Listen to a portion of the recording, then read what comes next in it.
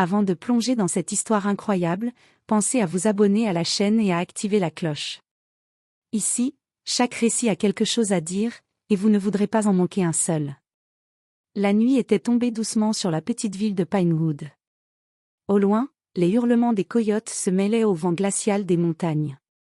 Dans une petite maison en bois, éclairée par une simple lampe suspendue, vivait Ethan Harper avec sa fille, Ava. À première vue, Ethan n'était qu'un homme simple. Il chassait pour nourrir sa famille. Il vivait loin des conflits et du vacarme du monde. Il évitait les gens, et les gens l'évitaient. Mais ce qu'ils ignoraient tous, c'est que ce silence était un choix, pas une faiblesse. Car autrefois, Ethan n'était pas un homme ordinaire. Il avait servi dans l'une des unités les plus secrètes et les plus respectées de l'armée américaine. Les Ghost Hawks. Une force d'élite spécialisée dans les opérations invisibles et impossibles. Ethan était leur meilleur sniper. Celui qui restait immobile pendant des heures, à l'abri dans l'ombre. Celui qui ne ratait jamais sa cible. Mais un jour, une mission a mal tourné. Une balle perdue. Un innocent blessé. Un choix qu'il n'a jamais pu oublier. Alors il a posé son fusil et est retourné chez lui. Pour offrir une vie paisible à sa fille. Pour devenir un père, pas un soldat. Ava était son monde. Sa lumière. Son nouveau combat. Mais le passé a une façon cruelle de revenir. Et lorsque les gens se moqueront de lui.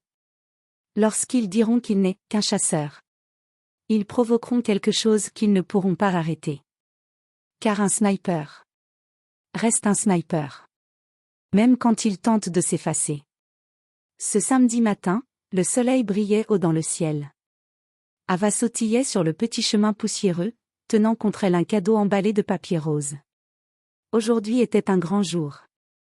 L'anniversaire de sa meilleure amie Emily Walker. Ethan marchait à côté d'elle, son éternel manteau de chasseur sur les épaules. Ses bottes usées crissaient sur le gravier. Il regardait sa fille avec tendresse. « Tu es prête, ma championne ?»« Oui, papa. Emily va être super contente de mon cadeau. » Ethan sourit. Malgré sa vie modeste, il avait passé des heures à fabriquer une jolie maison de poupées en bois, rien qu'avec ses mains. Ava en était fière, et lui aussi. Arrivé devant la grande demeure des Walker, immense portail, pelouse taillée à la perfection, voiture luxueuse, Ava fut intimidée. Ethan posa doucement sa main sur son épaule. « N'oublie pas, ce qui compte, c'est le cœur. Pas ce que tu possèdes. » Elle hocha la tête, et sonna. La porte s'ouvrit sur Victoria Walker, une femme élégante, bijoux brillants, parfum qui coûte un mois de salaire. Son regard descendit lentement sur Ethan, puis s'arrêta sur ses bottes sales. Ses lèvres se crispèrent immédiatement. « Vous êtes le père d'Ava ?»« Oui, madame. Ethan Harper. » Elle ricana froidement. « On m'avait dit que vous étiez chasseur. » Elle prononça ce mot comme une insulte. Comme si ce métier ne valait rien. Ava serra fort la main de son père. Victoria, elle, soupira avec exagération. Ici, nous avons des parents entrepreneurs, médecins, des gens qui réussissent dans la vie. Derrière elle, plusieurs adultes regardaient la scène en retenant des sourires moqueurs. Ethan sentit son cœur se serrer, mais resta courtois. Je suis venu accompagner ma fille. Elle tenait beaucoup à être ici. Victoria plissa les yeux, puis s'adressa directement à Ava, ignorant complètement Ethan. Toi, entre. Lui peut repartir. Ava écarquilla les yeux. Mais papa doit venir avec moi. Victoria éclata d'un rire sans joie. Chérie, ce n'est pas un endroit où les chasseurs se sentent à leur place. Ethan posa un genou devant sa fille. Ça va aller, ma princesse. Va t'amuser. Je viendrai te chercher plus tard. Mais Ava secoua la tête. Je veux que tu restes, papa, s'il te plaît. Victoria souffla, agacée. Il y a des standards ici. On ne mélange pas la boue avec le marbre. Les mots frappèrent Ethan comme une balle dans la poitrine. Mais il refusa de montrer la moindre faille. Il embrassa Ava sur le front. Je serai juste dehors. Amuse-toi et sois courageuse. Contre son gré, Ava entra, la gorge nouée. Victoria referma la porte juste devant le visage d'Ethan, sans même un regard. Il resta immobile un instant. Le silence de la rue pesait lourd. Il inspira profondément, cachant sa douleur. Puis il tourna le dos. Ignorant que cette humiliation n'était que le premier tir contre son passé. À l'intérieur de la maison, les rires et la musique se mélangent au bruit des décorations qui claquent au vent. Ava serre toujours son cadeau dans ses mains. Elle cherche Émilie des yeux. Émilie arrive en courant, toute souriante. Ava. Je suis tellement contente que tu sois là. Pendant un instant, Ava oublie tout. Elle lui tend le cadeau. C'est moi et mon papa qui l'avons fait. Émilie déballe la maison de poupée, faite à la main, peinte avec soin. Ses yeux brillent. Elle est magnifique. Merci. Mais Victoria, qui observait, s'interpose. Une maison en bois? Elle lève un sourcil hautain. Chez nous, on offre des cadeaux vrais. Pas des bricolages. Les autres enfants rient discrètement. Émilie baisse la tête, gênée. Ava sent une chaleur brûlante lui monter aux yeux. Victoria poursuit, implacable. Ta famille vit dans une petite cabane, non? Dans les bois? Elle glousse. Comme des animaux sauvages? Ava se fige. Sa petite main tremble. Elle repense à son père, à tout ce qu'il fait pour elle. Et ces mots? Ces mots qui le piétinent. Ce n'est pas vrai? Elle hurle presque. Mon papa est un héros. Il travaille dur. Il me protège. Il me rend heureuse. Victoria roule des yeux. Si tu le dis. Mais ici, on préfère les gens importants. Ceux qui ont obtenu quelque chose dans leur vie. Ava n'en peut plus. Les larmes coulent, incontrôlables. Sans réfléchir, elle court vers la porte, bousculant un vase au passage. Elle sort en pleurant et retrouve Ethan, qui l'attendait sur le trottoir, main dans les poches. Il se baisse immédiatement à son niveau, inquiet. Ava? Et, que s'est-il passé? Elle se jette dans ses bras, sanglotant. Papa, elle a dit que tu n'étais rien. Que tu étais juste un chasseur. Ethan la serre contre lui, fort. Il lui caresse les cheveux, calmement. Sa voix est douce, mais ses yeux sont remplis de tristesse. Les mots n'enlèvent rien à ce que nous sommes. On n'a pas besoin de briller devant les autres pour être de bonnes personnes. Mais je veux qu'ils voient que tu es, incroyable, papa. Il sourit, un sourire lourd de secrets qu'il ne peut pas partager. Un jour, ils comprendront. Je te le promets. Ava renifle. Ethan essuie son visage du bout des doigts. Viens, on rentre. On fera un gâteau rien que pour nous. Il prend sa main. La fête continue derrière eux, mais le destin vient de changer de direction. Car quelque part, quelqu'un observe la maison Walker. Une camionnette noire, moteur encore tiède. Le danger approche. Et cette fois, ce n'est pas la fierté d'Ethan qui sera en jeu. Mais la vie de tous. La nuit est tombée sur Pinewood, et un calme étrange flotte dans l'air. Ethan et Ava sont rentrés, essayant d'oublier la douleur de la journée. Ils mangent une part de gâteau fait maison, devant un film qu'Ava adore. Mais à plusieurs kilomètres, devant la somptueuse maison des Walker. Une camionnette noire s'arrête dans l'ombre. Les phares s'éteignent. La porte arrière coulisse lentement. 3 hommes en sortent. Tenue tactique. Masque noir. Kalachnikov silencieuse. Leur chef, une cicatrice traversant son œil gauche, murmure dans une radio.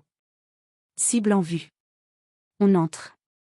Il coupe l'électricité. La maison se retrouve dans la pénombre. Les rires se changent en cris surpris. Victoria Walker, un verre de vin à la main, soupire. Encore des fusibles qui sautent. Quel service médiocre. Elle ne sait pas encore que ce n'est pas une panne. Les portes explosent soudainement. Les enfants hurlent. Les ballons éclatent sous les tirs. Les mercenaires envahissent la villa avec une précision militaire. Personne ne bouge. Le chef pointe son arme sur les adultes terrorisés. On veut l'homme d'affaires Walker. Où est-il? Victoria, tremblante, lève les mains. Mon mari est en voyage? Il n'est pas là. Alors vous payerez pour lui. Il attrape Emily par le poignet et l'entraîne vers la sortie. Victoria hurle, mais est jetée au sol. Pendant ce temps, Ava regarde par la fenêtre de sa petite maison. Elle remarque quelque chose d'anormal. Des gyrophares lointains, des ombres qui bougent près de la forêt. Le cœur battant, elle se tourne vers Ethan. Papa, il se passe quelque chose chez Emily. Ethan écarte doucement le rideau. Il voit la camionnette noire, les silhouettes armées. Et surtout, Emily enlevée sous les yeux de sa mère. Son souffle se bloque. Son regard change brutalement. Ce n'est plus un père humble et brisé qui observe la scène. C'est un soldat. Ava, écoute-moi bien. Il se met à genoux, les yeux plongeant dans les siens. Sa voix est calme, trop calme. Tu vas aller dans ta chambre, te cacher sous ton lit et ne pas en sortir tant que je ne reviendrai pas, compris? Elle sent la gravité dans ses mots. Elle hoche la tête, terrorisée. Ethan ouvre un vieux coffre au fond du salon. À l'intérieur, un fusil de précision soigneusement entretenu. Son fusil. Celui qu'il pensait ne plus jamais toucher. Il le charge en silence. Enfile sa vieille veste militaire. Son visage se ferme. Ses yeux deviennent d'acier. Papa, tu vas où? Il se retourne, lui sourit doucement. Je vais protéger ceux qui ne savent pas se défendre. Il éteint les lumières. Il ouvre la porte. Le froid glacial pénètre dans la maison. À cet instant précis, Ethan Harper redevient le Ghost Hawk. Il disparaît dans l'obscurité. Silencieux. Mortel. Déterminé. Dans la maison Walker. Le cauchemar vient de commencer. Mais dans l'ombre, la justice vient d'être réveillée. La villa Walker est devenue une prison. Les invités sont regroupés dans le salon, main sur la tête. Les mercenaires fouillent les pièces, détruisent tout sur leur passage. Victoria supplie, la voix tremblante. Je vous en prie, laissez les enfants partir. Le chef la regarde avec mépris. Si ton mari ne vient pas, ce sera toi, ou elle. Il montre du canon de son arme Emily, qui tremble comme une feuille. Victoria fond en larmes. Elle réalise enfin ce que vaut vraiment son argent. Rien. À l'extérieur, dans l'obscurité totale du jardin. Un homme se poste derrière un arbre. Ethan. Il observe les mouvements. Analyse chaque position, chaque angle d'entrée, chaque danger. Ses mains ne tremblent pas. Son cœur bat lentement. Son esprit est parfaitement clair. Il pose sa joue contre la crosse du fusil. Dans sa lunette. Mercenaire numéro 1, placé près de la porte arrière. Mercenaire numéro 2, surveille les fenêtres. Chef, bouge avec Emily comme bouclier. Il murmure pour lui-même. Un tir, un souffle. Un souffle, une vie sauvée. Il bloque sa respiration. Paf. Un tir étouffé. Le premier mercenaire s'effondre sans un cri. Le deuxième se retourne, paniqué. Paf. Il tombe aussi. À l'intérieur, les enfants sursautent. Un silence étrange s'installe. Le chef réalise que quelqu'un les attaque. Qui est là? Il attrape Emily par les cheveux et la tire vers la fenêtre pour l'utiliser comme protection. Erreur. Ethan change de position rapidement. Il calcule l'angle exact entre le bras du chef et la tête d'Emily. Une marge de quelques millimètres. Victoria, toujours au sol, voit une silhouette dans la nuit.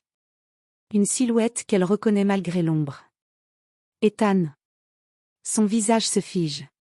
Comment un simple chasseur peut agir comme un soldat d'élite? Ethan ferme un œil. Son doigt se resserre sur la détente. Un souffle. Un tir. Le chef est touché à la tempe. Il lâche Emily et tombe raide, sans même comprendre ce qui s'est passé. Emily hurle et court vers sa mère. Les invités pleurent de soulagement. Victoria reste là, paralysée, ses yeux fixés sur l'homme dans l'obscurité. Ce n'est plus le pauvre chasseur qu'elle avait méprisé. C'est un guerrier. Et sa présence impose le respect. Ethan baisse son fusil. Il respire profondément. Puis, il s'avance hors des ombres, sonore et puissant comme un revenant du passé. Quand il franchit la porte, tous les regards s'accrochent à lui. Victoria balbutie. Qui êtes-vous, vraiment? Ethan répond avec une voix grave, presque glaciale. Celui que vous avez sous-estimé. Mais le danger n'est pas totalement écarté. Car au fond du couloir, une dernière ombre armée l'attend. Et cette fois, c'est lui la cible. Ethan avance prudemment dans le couloir dévasté. Le silence pèse lourd, trop lourd. Il sait que le dernier des mercenaires va tenter un tir désespéré. Soudain. Bang! Une balle frôle l'épaule d'Ethan, se plantant dans le mur. Il bascule derrière un meuble renversé. La douleur brûle, mais il ignore. Il a connu pire. Le mercenaire reste en cri, furieux. Qui que tu sois, tu vas mourir ici. Ethan, immobile, analyse la voie. Position, à gauche. Distance, 10 mètres. Arme, pistolet silencieux, charge presque vide. Il ferme les yeux une seconde. Il redevient le Ghost Hawk. Son corps sait quoi faire. Il fait rouler une statuette sur le sol. Bref moment de distraction, puis surgit. Un tir net. La balle touche l'ennemi au bras. L'arme tombe. Ethan fonce. Corps à corps brutal. Poing dans la mâchoire. Genou dans le ventre. Le mercenaire s'écroule. Neutralisé. La police arrive enfin, sirène déchirant la nuit. Les otages sortent de la villa, encore tremblants. Victoria tient Emily dans ses bras, effondrée. Elle relève les yeux quand Ethan revient, légèrement boitant mais digne. Elle s'avance vers lui. Son visage porte la honte, et un respect nouveau. J'ai été horrible avec vous. Elle avale difficilement sa fierté. Vous avez sauvé ma fille. Vous nous avez tous sauvés. Ethan ne répond pas tout de suite. Il essuie le sang sur sa manche, l'air fatigué, presque triste. Vous avez jugé un homme sans rien connaître de lui. La richesse ne se porte pas toujours sur soi. Parfois, elle se protège dans le silence. Victoria baisse les yeux, incapable de soutenir son regard. Ethan tourne les talons. Il ne cherche ni remerciement, ni gloire. Il n'a qu'une idée en tête. Retourner auprès d'Ava. Devant sa petite maison, il pousse doucement la porte. Ava sort de sa cachette et court vers lui, paniquée. Papa? Tu vas bien? Il la serre fort contre lui, respirant son parfum rassurant. Toujours. Parce que je dois rester là pour toi. Elle lève la tête vers lui, déterminée. Tu es mon héros. Je veux que tout le monde le sache. Il sourit et lui caresse la joue. Je n'ai pas besoin que le monde le sache. Toi, tu le sais, et ça me suffit. Il referme la porte derrière eux. Dans un monde qu'il a rejeté. Il a trouvé tout ce dont il a besoin dans les yeux de sa fille. Et parfois, le plus grand des soldats, est simplement un père qui protège ce qu'il aime.